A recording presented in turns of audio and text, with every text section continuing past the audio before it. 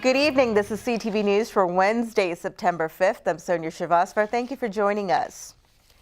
A 12-year-old Fort Washington boy has struck a plea deal in the death of his 2-year-old foster sister. He now avoids more serious charges against him, which includes second-degree murder. CTV's Denise Douglas has more from the courthouse in Upper Marlboro. This was truly a very emotional hearing, not only for the 12-year-old defendant who was crying throughout the proceedings, but for his family as well as the victim's family, both of which broke down as well. Now, in striking a deal, the boy basically avoids a trial and several much harsher charges against him, which include murder. He accepts an involuntary manslaughter charge, acknowledging that his actions led to the death of 2-year-old Anaya Batchelor. The boy told police back in July that he repeatedly punched a child in the family's home in Fort Washington. Anaya was a foster child at the house. Now, we never got to trial, so there is actually no indication as to what the motive in this case may have been. But again, this 12-year-old defendant has struck a deal, pleading 2 involuntary manslaughter charges and has avoided a trial and, again, much stiffer charges against him. I'm Denise Douglas, CTV News. The 12-year-old will learn his fate when he heads back to court in October. His attorney says that they are looking into counseling and treatment options. Well, all eyes were on Governor Martin O'Malley last night as he took to the national stage in prime time.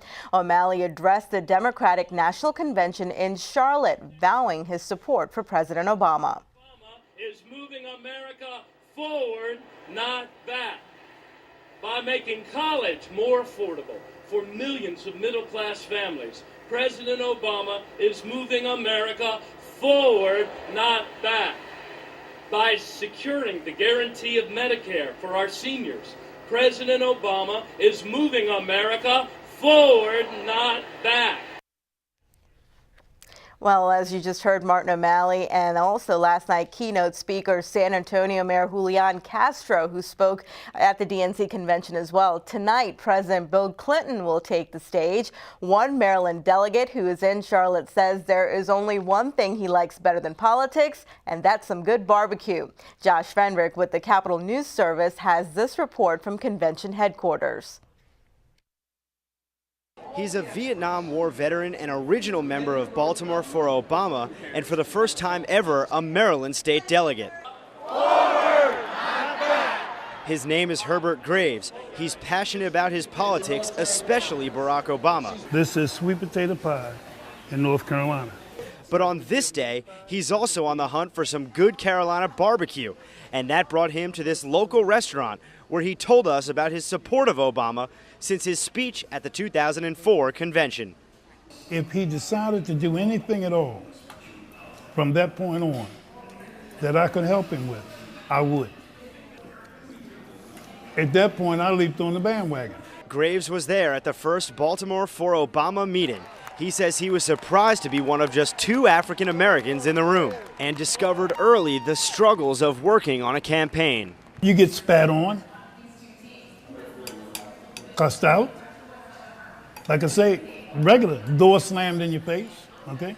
These are things that happen in the process of campaigning just because the message that you're trying to put out, someone else doesn't want to hear it. After years of rallying support for Obama, Graves now has the honor of representing his state at the convention, but says his passion has not wavered since those early days. The dedication was, and it still is, because the group is still doing the same thing. We're still doing, Baltimore for Obama is still active, okay?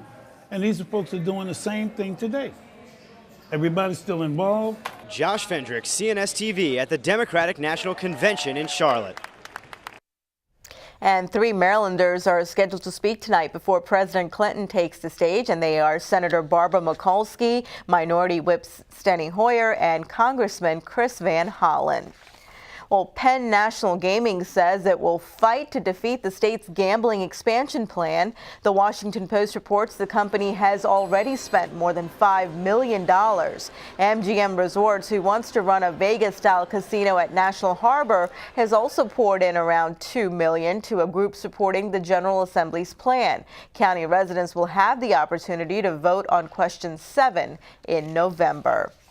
Well, the most popular stolen cars in our area may not be what you think they are. A study conducted by the National Insurance Crime Bureau released a list of the top 10 most stolen cars in our area. The 2000 Dodge Caravan is at the top of that list. According to AAA's John Townsend, thieves are more attracted to older, less complicated cars than newer ones. Much harder to steal because of the anti-theft devices. And also because of the tracking devices that many of them have, such as OnStar, where you can literally track the car. So if you have a GM product and it's a brand new car, that car can be tracked. Secondly, the anti-theft devices that are replete in cars, and the fact that new car owners take extra steps and extra precautions to make sure their cars are not stolen. Townsend also says that even though the number of car thefts in the metro area are down since last year, break-ins are on the rise. While Hyattsville man is charged with murder, Montgomery County Police arrested 20-year-old Christian Romero for stabbing a man dressed as a woman Sunday morning. Officials say the 41-year-old victim disguised as a woman and agreed to perform a sex act for Romero in exchange for money. The incident happened at a home in Silver Spring after Romero discovered the victim was a man. The victim is expected to survive. Romero faces charges for assault, attempted murder, and much more.